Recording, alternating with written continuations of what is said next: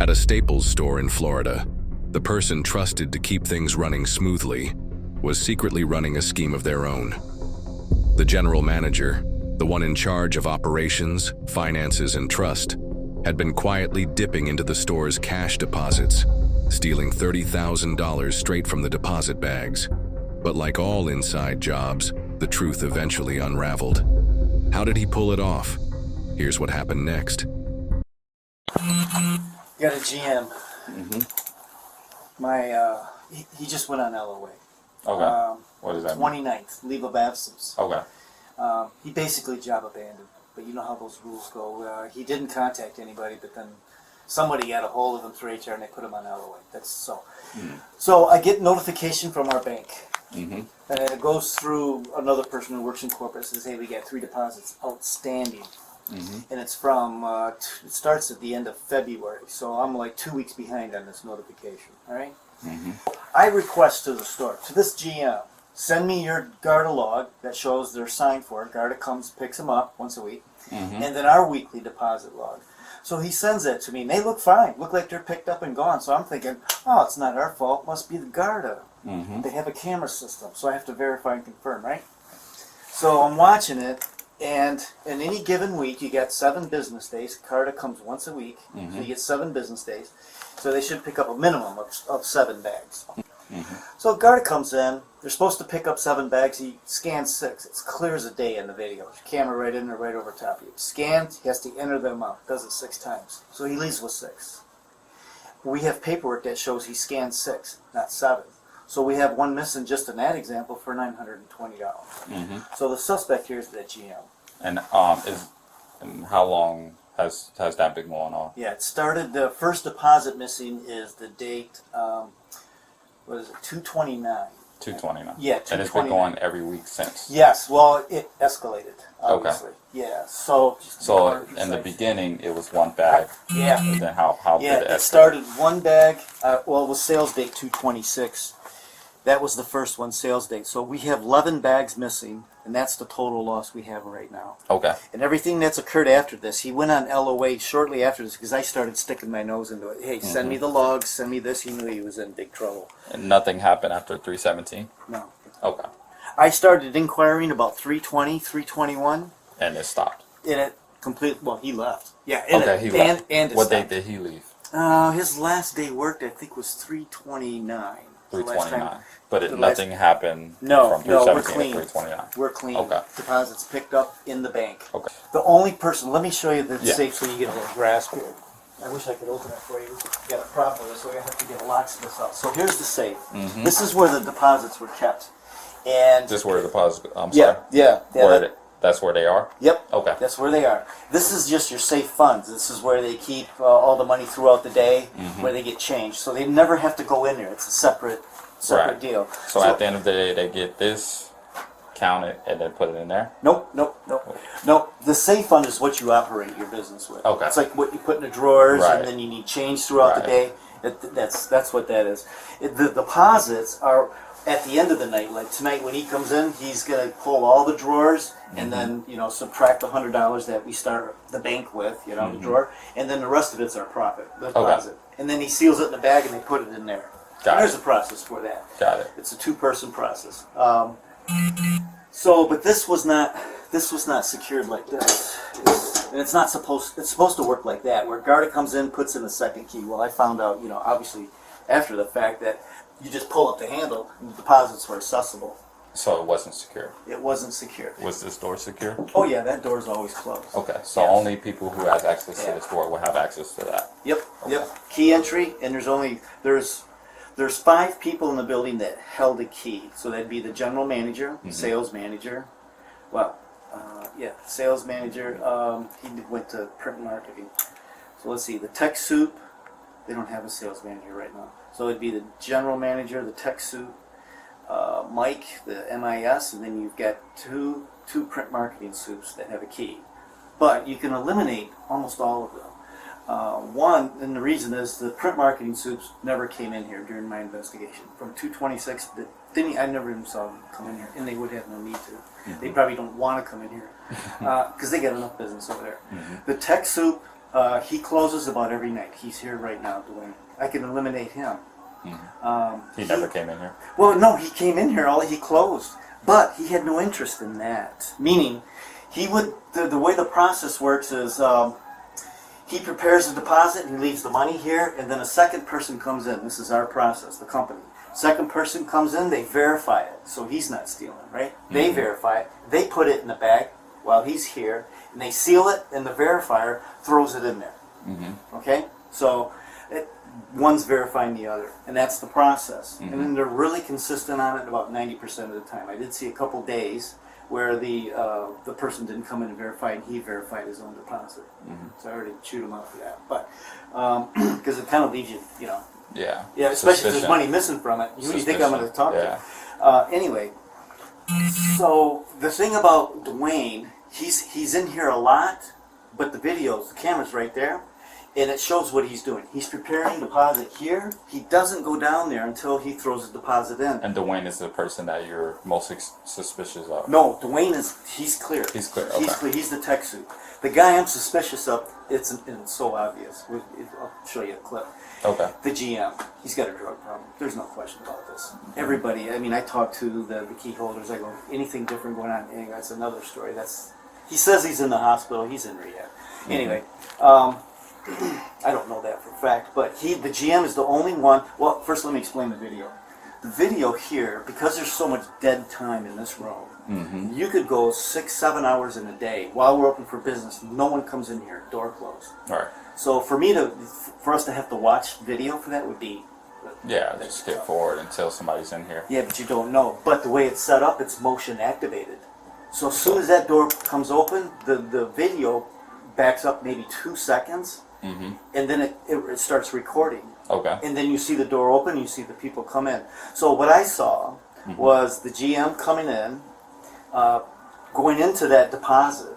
So when he's here bending down, digging around into the deposit, from that angle, it's really difficult to see exactly what's going on. It's not like stealing from a register and you got the camera right But you don't see him put it in the pocket. No, Or, it's not that obvious. Okay. What he does is he uses this prop right there. He used that once. This is lost and found stuff that shouldn't have been down there, but this envelope was in there.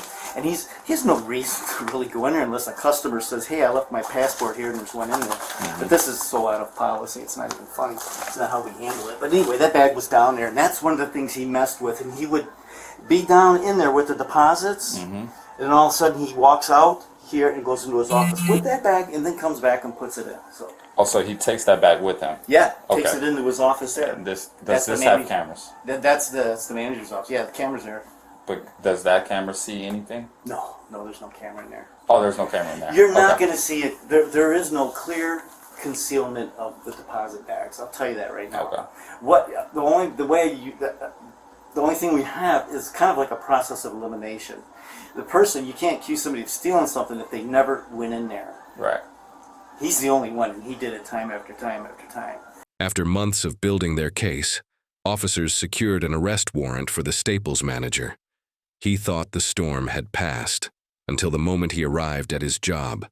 Completely caught off guard, his scheme had finally unraveled.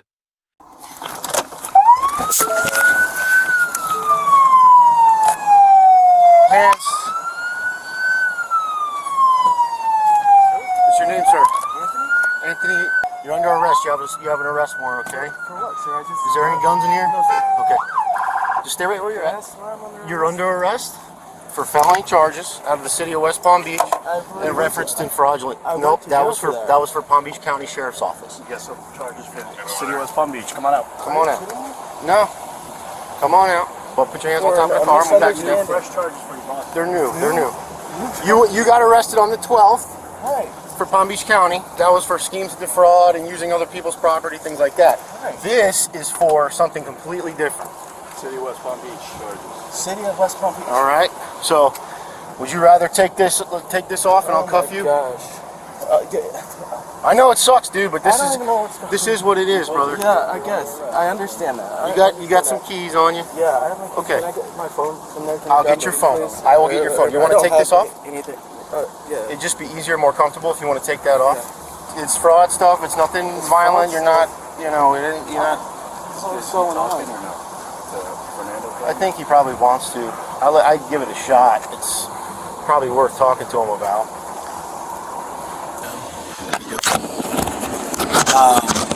So I'm recording. I'm the detective assigned to this investigation. Okay. You understand that you're obviously under arrest. That you have the right to remain silent. That anything you say may and will be used against you in a court of law. Do you understand that? Yes, sir. Okay. So before we get started, though, right now it's the time for me to ask you questions and for you to answer whatever you want to answer. Okay. The allegations are that were you an employee of Staples? Yeah, I work for Staples. Okay. And then what's your date of birth, Anthony? How long did you work for Staples? I worked for Staples. I started with them in New York. Let's say it's like April 2023. Since April of 2023. How long have you worked at the Staples here? In this Staples here, I came. I think it was in around August 2023, somewhere in there. Okay. Between August and September. Okay, so you started around August or September? Yeah. Okay. 2023. That date had moved around a couple of times. It was initially supposed to be October, but it was earlier. Okay. What's your title? That's the general manager for this location here. Are you still employed there? Growth Market. No. At this time, I was on an extended medical leave. I took very ill. Okay. And my doctor took me out of work. That was probably 3 months. I've been out. I have not returned, and I wasn't due to the job and just the conditions of what was going on. It was a big attributor to what made me sick. My physician had recommended that I find a different job. What was it about the job that you don't have to tell me about your physical ailments, but Right. what was it about the job that would make you physically ill? So, just very strenuous shifts. There was a lot. The company went through some very major realignments and shifts, changes to their operation structures and personnel structures, functional structures of personnel. In the time since I got there, I was brought there under the pretense and agreement. Part of why I accepted it was because I was told it was a turnkey operation, and in that it was going to be transitioning to a growth market model.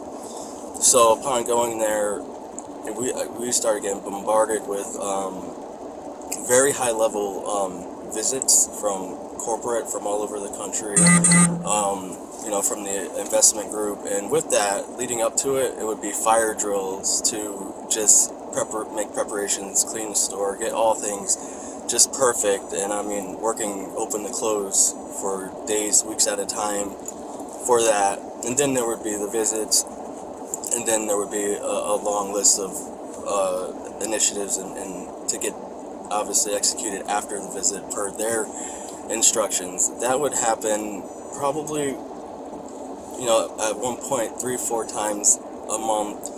On top of that, the district and company did a whole realignment to where we had a new district manager, new divisional leader, and it was very aggressive. In this particular location and area, in the surrounding stores, hadn't gone through the transition. I'm just trying to set the... So you have a stressful job. I have a stressful job. People have stressful jobs. Right. Do you have any idea, and just, this is the time where you can help yourself. Right. You have any idea why a detective will be talking to you right now? And before you answer, please, do you have any idea why I will be here talking to you specific to Staples? No, sir. No. So if Staples management, how many managers did you have under you at Staples? So my direct reports, How many people had access and a key to the cash room at Staples? let's say, other than myself, Yep. there were, I think, 4. 4 other people. Okay. I mean, and that's just during that time, mind you, like I was telling you before, there were many visits with many managers at different levels, you know, whether they're regional, divisional, in and out of that store very frequently. Okay, the allegations is that there's money missing, and just before you answer, I've been working this case now for quite some time. Right. Okay, so the allegations, would you know whether there will be any allegations that there will be money missing from the cash room of Staples? I can tell you what I am privy to regarding the discrepancies, because I was involved with investigating them. Probably, I don't remember how long before I went out sick, but I remember we provided all the information and the armored carrier logs, and you know, just everything that went along with that. And at that point, you know, that's as far as I was involved with that. Now, with that, I know that was as a result to it being reported through the system that they hadn't received deposits that were Did you supposed to ever be picked did you up. ever take any money from Staples? Before you answer, Right. understand that I've been dealing with this for now a few months. Did you ever take any cash deposits from Staples? I did not take any cash deposits from Staples, Okay. and I understand. Anybody else take cash deposits from Staples? Not to my knowledge, not that I've seen or am aware Okay. of. I can tell you. Have you ever come to Staples in a day or time that you were not supposed to be working at Staples? Sir, I would come to Staples off my schedule at different times, all the time, and as related to what I was just explaining to you, I would come there as needed, as you know. So if there's video of you walking out of that cash room with cash deposits, you're saying that that video would not be truth. I'm saying that that's not what it. I did not take any cash deposits out of Staples. Now, and I had explained over the phone dealing with the loss prevention, Ted, and other, and you know, as far as you know, some of the concerns that I had regarding the safekeeping, regarding you know the process, because they were on process, and I was doing my best to get things on process to avoid the types of issues and the discrepancies that we were going through at that time. And what would be that? What would be one thing that you did to avoid that? So in that, one of the main things is that in that particular safe, there is an internal safe as well. Like, so when you open the main safe, there's another one, and it's connected to a chute, and the chute goes down just like every other retail. I've been doing retail a very long time, and that's how it's supposed to be managed. So that way, once it's dropped, it's secured until the armored car person comes and picks it up with their key, and you have the second key. Well, what they were doing here is just preparing the cash and then putting it in the safe. You know, putting it in the bottom, which wasn't locked. They wouldn't lock it. It would be just set on day lock all the time. The one time I actually locked it, they had a conniption because they couldn't open it. They didn't have the key. So I found the key for them, purged the safe, and another issue is that they were keeping all of the lost and found, which this place had collected a lot of lost and found. I'm talking, you know, birth certificates, IDs, you know, just sentimental documents, everything from the copy center, flash drives. It was exploding out of the same section that they were putting, you know, stacking their cash deposits up on. So I was working very hard to consolidate that lost and found, to try to reach out to the people who I felt like, if maybe their marriage certificate or death certificate, to try to get it back to them, you know, because a lot of these are customers that I was recognizing. I was starting to, you know, they're regulars. They didn't even know. They call about documents, and they'd be told that it wasn't there because they were so unorganized. They didn't have a process for keeping track and following up on these things. So I worked very hard to do that, you know, to get that consolidated and to get on process with the cash handling. And I made it very, very clear on the team as far as the expectation. Once they had a discrepancy on some of the cash drops. I was at that point starting to make sure that everybody was on process. Ted rather was saying the same thing. He was telling me, let's make sure we all understand the correct process on that.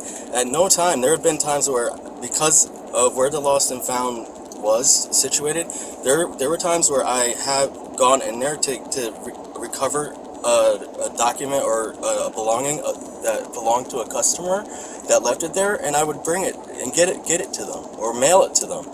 So if there was if I'm being seen taking something out and it's not like helping or assisting with the transition of a cash drop, then it was in managing like the lost and found and managing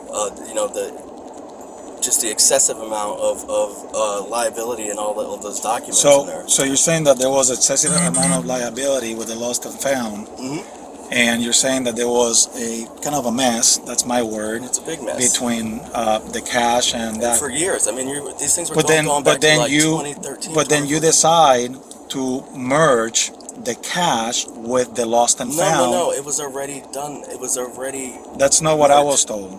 Here's what the allegations are. That's not true at all. That is not true at all. Listen, you keep checking. Go back. I swear to you, if you continue digging in the investigation for that fact of how they were managing lost and found, and you'll see from long before I got there, they were using that bottom cabinet as the lost and found with no additional like separation between that stuff and the deposit. But one thing I did was made them put all of the lost and found into like a consolidated bag that said lost and found on it, and make them try to upkeep the lost and found ledger as frequently as possible, or at least consistently. But I did not merge those two things together. I was trying to break them apart and to eliminate the lost and found, and then going forward, instead of automatically putting something that was found in there and forgetting about it, make an effort to look up, identify the person, and reach out and let them know that you have their item. And that's what we were doing up to that point. But they had things going back from like 2013, 2014 in there.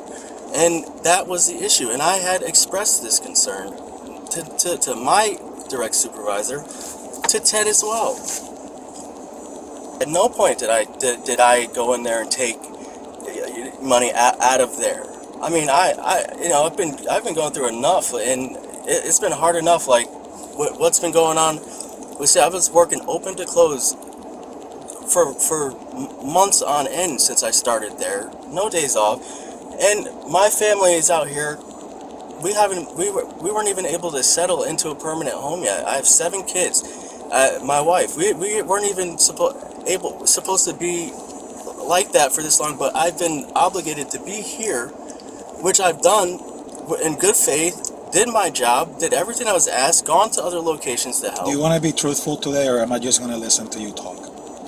And I'm just a straight shooter. I am being truthful in regards to so what? here's in regards to money that is missing from the safe, and you on video several times, at least 4 that I counted that I saw, where there's discrepancies in the cash.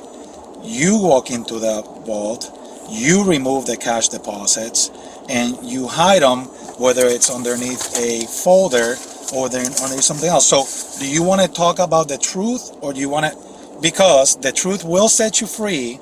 I'm a reasonable person, and when there's no victim, there's no crime, Anthony. So if Staple decides not to be a victim any longer, you're not going to see Detective Palacios anymore. But if I'm going to sit here and I'm going to have to accept you lying to me, I think that's a little bit unfair. I think that's disrespectful, and we'll just leave it at that, and you stick to your story. If you want to be truthful and say, okay, listen, detective, we have been going through some tough times, and I went through this and I was against the wall because I will probably do the same thing, Anthony, if I have to feed my family. But please don't lie to me after I've been looking at this for months now, because we're at the end of July, Right. and this is back from February and March, I believe it was. And there's several deposits that are missing. And I don't know if you knew, but Anthony, Okay. I'm giving you the facts and the truth. I'm The truth is documented, so I'm not making it up. understood. So, and there's videos where it's on a sensory basis that when it censors somebody in the room, it goes off and it starts recording. I've reviewed those videos. Okay. I've reviewed the consistency, and I saw you grab deposits from underneath the safe, the safe that you're explaining. I saw you logging in on the clipboard, whatever you were logging. I saw you pull out certain things. I've already gone through that. Okay. I'm trying to understand why you did it so that I can pass along the information and you can potentially, honestly, help yourself. I'm not a judge. I'm not a jury. I just collect information. I review information, and I'm pretty decent at it. I'm not going to say I'm the best. I'm also very reasonable, and I will share whatever message you have for me to share with Staples and management. But just please understand that this is a decent time for us to talk about the truth so that you can potentially help yourself by moving on out of this so that you can take care of your 7 kids and your wife. Sir, and I very much respect that, and I Yeah. respect you and your time too. Yeah. But this is clearly a big misunderstanding, a big misunderstanding, and I am not going to say that I've taken something that I haven't taken. Despite the evidence stacked against him, the former Staples manager refused to admit the truth during his interview with investigators. But denial wasn't enough to save him. He was arrested and charged with felony grand theft and scheme to defraud. In the end, instead of prison time, he was sentenced to 2 years of probation, a light punishment for a crime that could have cost him much more. Share your thoughts in the comments below, and don't forget to subscribe.